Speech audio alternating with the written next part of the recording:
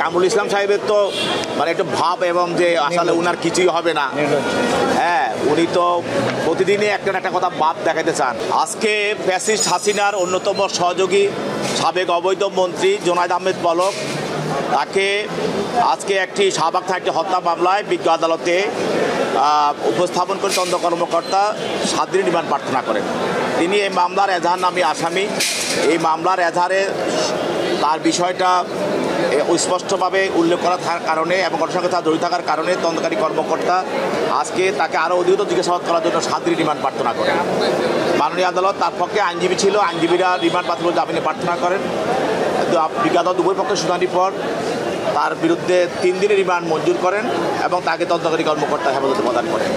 আরেকটি আপনারা জানেন ফ্যাসিস্টের আরেকজন সহযোগী, অন্যতম সহযোগী সেটা হলো কামরুল ইসলাম, সাবেক অবৈধ মন্ত্রী কামরুল ইসলাম। তাকে কামরাঙ্গী সহ 2টি মামলায় 4/9/24 এবং 5/9/24 এই 2টি মামলায় আজকে গ্রেপ্তার দেখানোর জন্য আয়ু সাহেব দরখাস্ত দেন এবং বিজ্ঞ আদালত তাকে 2টি মামলায় গ্রেপ্তার দেখান। এবং আরেকটি মামলায় যে চকবাজার 5/9/24 এটা একটি হত্যা মামলা, এই মামলায় সাবেক আইজিপি চৌধুরী আবদুল্লাহ আল মামুন তাকেও এই মামলা এজাহার নামে আসামি, তাকে গ্রেপ্তার দেখানোর জন্য প্রার্থনা করা হয়, তাকে গ্রেপ্তার দেখানো হয়। এছাড়াও আপনি আজকে পল্টন থানায় একটি হত্যা মামলায় ফ্যাসিস্টের সাবেক সহযোগী এবং সচিব শাহ কামাল তাকে একটি হত্যা মামলায় আজকে 7 দিন রিমান্ড প্রার্থনা করা হয়, সেখানে তার বিরুদ্ধে 2 দিন রিমান্ড মঞ্জুর করা হয়।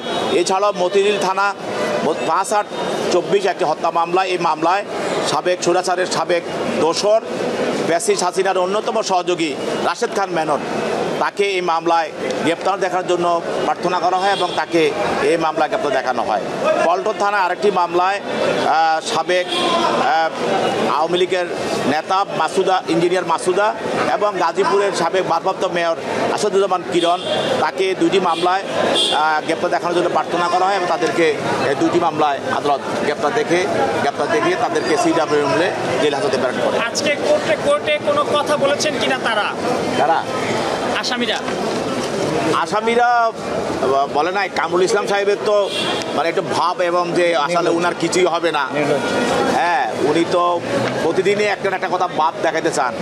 তো উনি বলছেন যে কথা বলার লাভ নাই, তা আমি বলছি 19 বছর বলছেন, আর বলার দরকার নাই, 17 বছর তো অনেক বলছেন, আর একটু চুপ থাকেন, এখন অন্যদেরকে বলতে দেন। আর এমনি রিমান্ড শুনানির আবেদনের সময় আপনারা কি যুক্তি দিয়েছেন? রিমান্ডের আবেদনের সময় আমরা বলছি যে তদন্তকারী কর্মকর্তা কখন রিমান্ড চায়, যদি তিনি দেখেন যে আসামিকে প্রাথমিক তদন্তে যদি তিনি পান যে আসামির অন্যান্য আসামিদের সঙ্গে জিজ্ঞাসাবাদে বা ঘটনা তদন্ত করতে গিয়ে যদি এই আসামির বিষয়ে মামলার সঙ্গে জড়িত বিষয় ওনার কাছে স্পষ্ট হয় এবং উনি যদি বুঝতে পারেন যে এই আসামির সঙ্গে অন্যান্য আসামিদের যারা পালিয়ে আছে বা যারা ঘটনার সঙ্গে আরও জড়িত আছে তাদের একটা যোগসূত্র আছে, তখনই তাদেরকে রিমান্ডে আনা হয় এবং রিমান্ড চাওয়া হয়। পলকের আইনজীবী বলছেন, জোনায়েদ আহমেদ পলক, তার আইনজীবীরা বলছেন যে স্যার আমাদের তো অনেক দিন রিমান্ড নিল, হ্যাঁ আর কত রিমান্ড নিবে। আমরা বলছি যে দেখেন 1581 জন লোক আন্দোলনকারী ছাত্র জনতা নির্মমভাবে গুলিতে নিহত হয়েছে তাদের, এবং এখানে তারা ক্রিমিনাল কনস্পিরেসিতে যারা জড়িত তাদেরকে হত্যা মামলাগুলি সকল হত্যা মামলা